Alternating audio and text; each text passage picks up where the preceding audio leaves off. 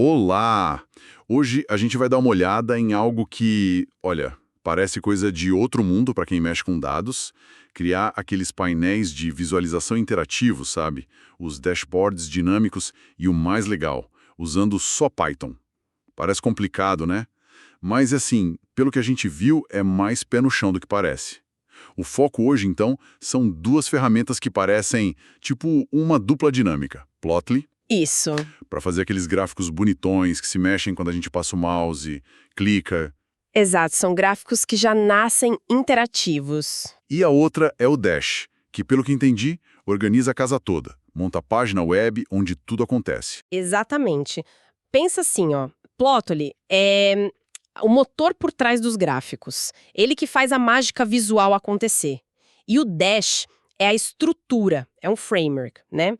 Ele é construído em cima do Plotly. Bom, e de outras coisas como Flask e React. Mas ele esconde essa parte mais complexa da gente. Com o Dash, a gente monta a aplicação web completa.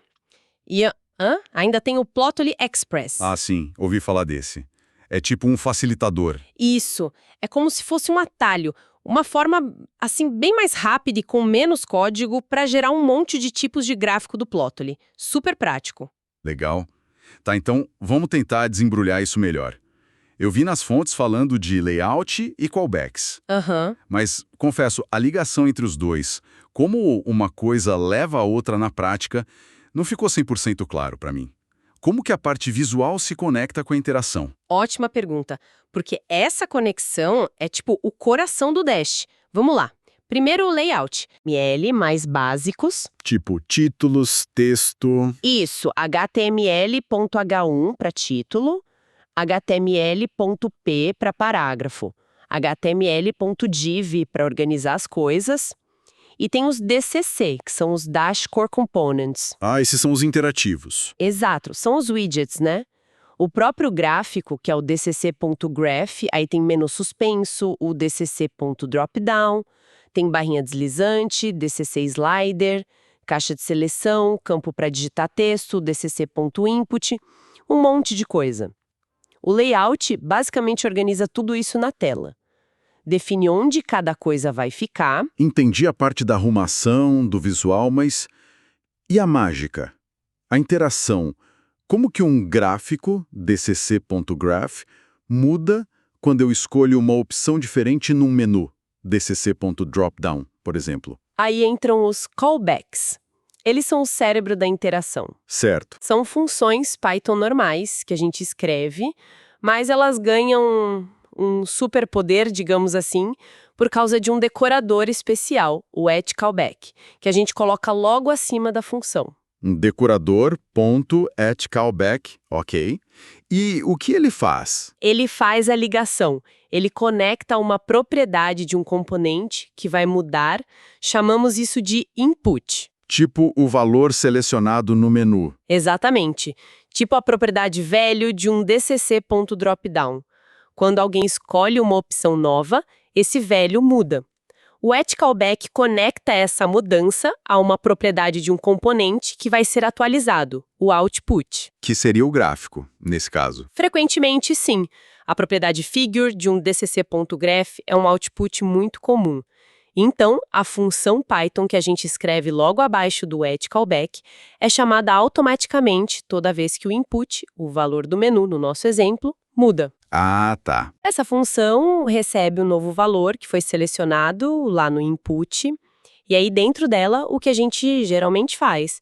Usa bibliotecas como pandas para filtrar ou processar os dados originais com base nesse valor novo. Com os dados já filtrados ou processados, a gente usa o Plotly, muitas vezes o Plotly Express, pela simplicidade, para gerar um novo gráfico, um novo objeto figure. Entendi. Então a função cria um gráfico novo com os dados filtrados. Isso. Esse objeto figure tem toda a informação para o Plotly desenhar o gráfico atualizado. A função, então, retorna esse figure. E o Dash? E o Dash pega esse figure retornado e, puff, atualiza automaticamente aquele DCC graph que a gente definiu como output lá no @callback. E o melhor, sem precisar recarregar a página inteira, é só aquele pedacinho que atualiza. Uau, ok. Isso Isso é bem poderoso mesmo. Mas assim, qual que é o grande lance aqui? Além do que as fontes falam de não precisar virar um expert em JavaScript ou React da vida. Olha, o ganho real vai além de só evitar JavaScript, sabe? É poder manter o fluxo inteiro de trabalho desde pegar os dados, limpar, fazer análise complexa com pandas, NumPy, até scikit-learn se precisar, até criar visualização interativa final, tudo dentro do mesmo ambiente Python. Ah, faz sentido, tudo numa mesma língua. Exato! Isso acelera muito o desenvolvimento, a prototipagem de ferramentas de análise. O cientista de dados ou analista que já pensa em Python consegue construir a ferramenta de ponta a ponta. Não precisa ficar traduzindo o que ele quer para uma outra equipe de front-end para cada ajuste, sabe? Sim, sim. A comunicação fica mais direta. E a integração com o universo gigante das bibliotecas de ciência de dados do Python é quase nativa, é muito fluido. Legal. E como isso seria num cenário prático? Sei lá, com dados de vendas, por exemplo. Boa. Imagina que a gente tem dados de vendas tipo por região e para o produto ao longo do tempo. Ok, No Layouts, a gente colocaria, sei lá, um dcc.dropdown para a pessoa escolher a região e um dcc.graph para mostrar as vendas. certo. Aí, o addCallback ficaria ouvindo a mudança no value do dropdown, que seria o input. A função do callback receberia a região que a pessoa escolheu.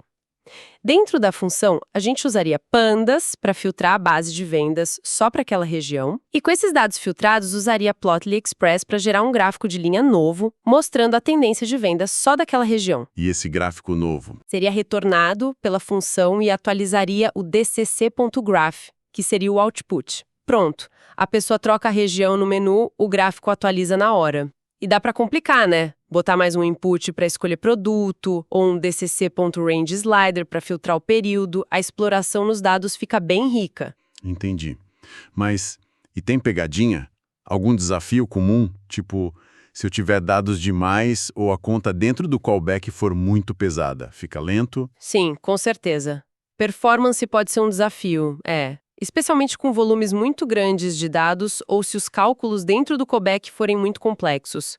O Dash tem, sim, mecanismos mais avançados para lidar com isso, tá?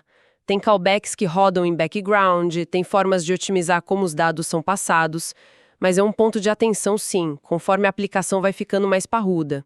E a lógica?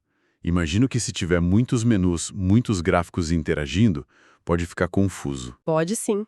Gerenciar o estado da aplicação, o que acontece quando vários inputs mudam quase ao mesmo tempo ou quando um input afeta vários outputs, pode deixar a lógica dos callbacks meio intrincada. Exige um pouco de organização no código.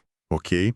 Então, para a gente amarrar aqui, Python junto com Plotly e Dash nos dá esse poder de construir aplicações web de análise de dados que são interativas, conecta a análise direto na visualização e tudo falando Python. Exatamente, essa é a ideia. A chave do negócio é realmente entender essa arquitetura. Layout, que é a estrutura visual com os componentes HTML e DCC, e os callbacks, que são a lógica da interação, escrita em Python, conectando os inputs e outputs através do addCallback. Dominando isso, nossa, abre um leque de possibilidades enorme. Desde um painelzinho simples para monitorar alguma coisa, até ferramentas de análise bem sofisticadas, super personalizadas. Muito bom. Fica aí a reflexão, então. Como é que um painel interativo desses, feito assim, poderia mudar a forma como a gente explora ou apresenta os dados nos nossos próprios projetos, né? Deixe suas dúvidas nos comentários.